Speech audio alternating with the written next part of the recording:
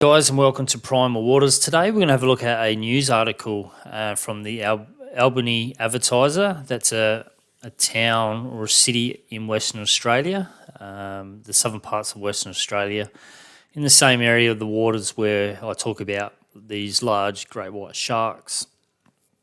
So this article is from October 2017, written by Taylor Neal.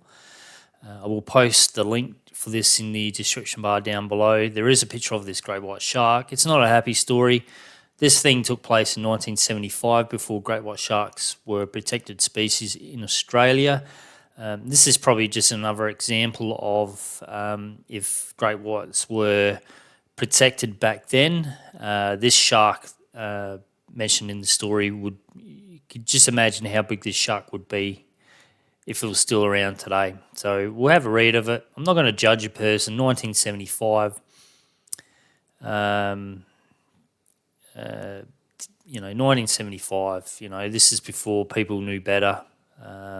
He reckons he caught this shark because he wanted to protect the seals and stuff like that. But the year 1975, we all know what film was released in 1975, Jaws. So...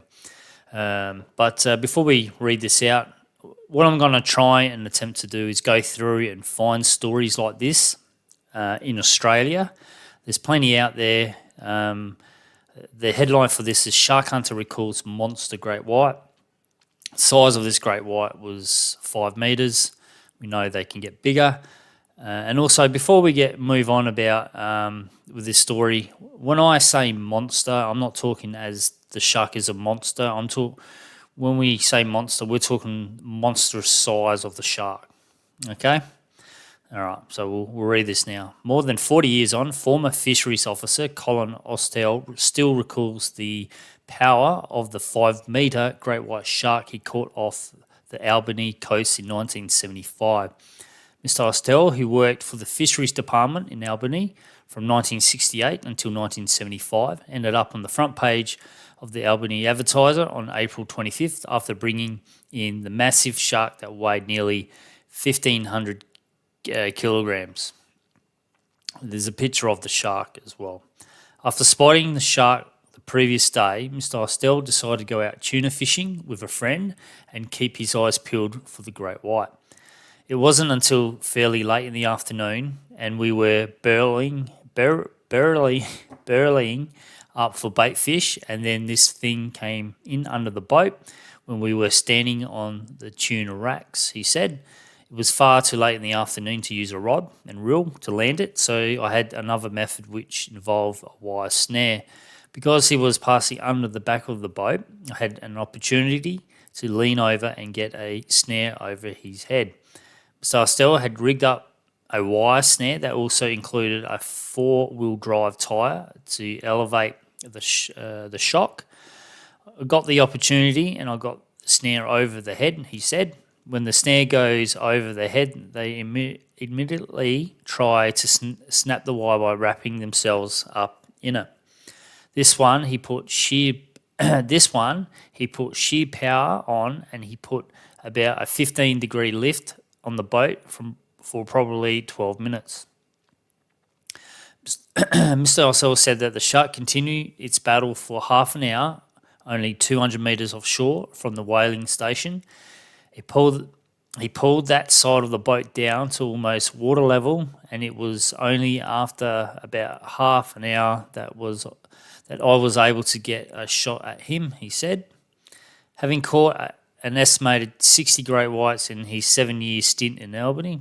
Oh, what? 60 sharks, great whites this guy has caught in his 7-year stint in Albany. Mr. Ostle said his original reasoning for hunting the sharks was to allow the local seal population to grow. I used to work out around Esperance and the islands out there, and I was taken by the lack of seals and sea lions out there, he said, because I caught a couple of sharks and they had the remains of seals in them. I thought the only way to allow these seals to have some chance of building up was to thin the sharks out. So there you go.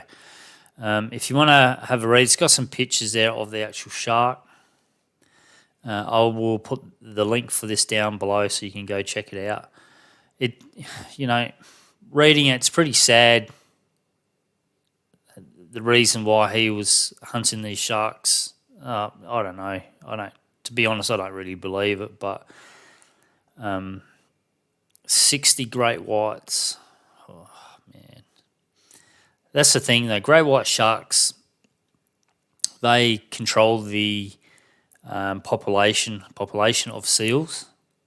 If you get an animal like seals or sea lions and you take their main predator away, the amount of seals and that just explodes, and their fishing,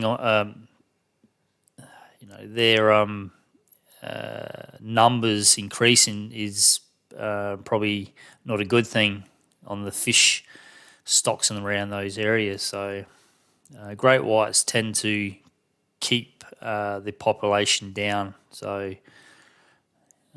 but yeah, that's pretty sad reading that. 60 great whites. Not good. And this one was a 5 metre one. Doesn't say if it was a male or female. If it was a male, that's probably its maybe maximum size for it. If it was female, depending on the age, that shark could have got even bigger. 6 metre plus, 22 feet plus. But yeah. But anyway, I just wanted to share that with you. I'm going to go through and find there's heaps of stories, and if these guys have got ones that say in the US or any other places around the world, just go to my Facebook page and let me know there, or Twitter, and I'll read those ones out, or attempt to read those out. But yeah, like I said, if you want to have a read of this, have a look at the shark itself. I'll post the the story in the description box down below. Just click on that and that'll take you to the story so you can have a read. All right, guys, that's it. This get it right. It's been a long day, been a very long day. Night shift to afternoon shift. So I've done 16 hours today and I am buggered.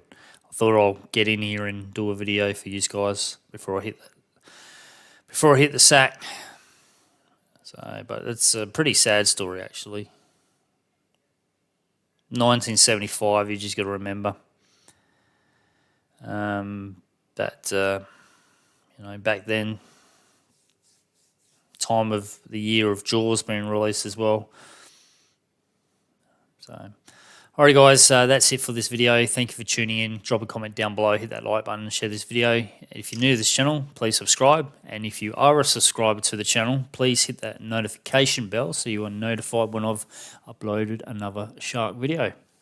Thanks again, and I'll see you in the next video.